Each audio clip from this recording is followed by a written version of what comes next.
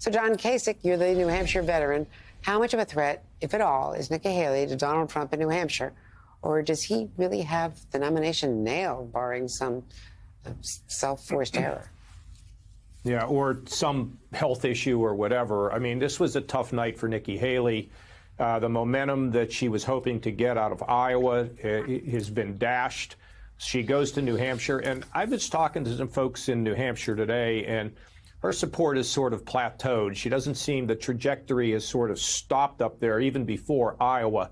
So it's a challenge. Can she get close? Probably. But then the issue is South Carolina. Andrea, you know, she's way behind in her home state.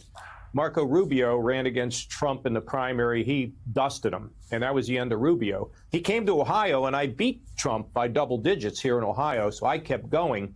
The question is, does she want to go to South Carolina because she's really trailing badly? What happens if she goes down there and doesn't do well at all for her long-term future? So a lot of questions out there. Now, you know, we know that inevitability can go away like the snow in the spring. I mean, it can go away. But right now, when you see the overwhelming type of victory he had across all, I mean, particularly among non-college educated people, but really across the board in Iowa, it's pretty shocking and stunning.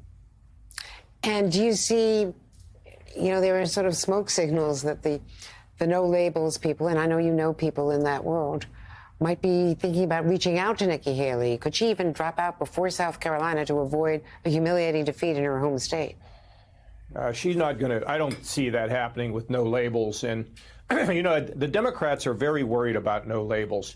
Part of the problem they have, to be honest with you, is Biden's vice president is not sending out signals to anybody that they're excited about her or happier about her or think that if something happens to Biden, that she could be in a position or she can take over.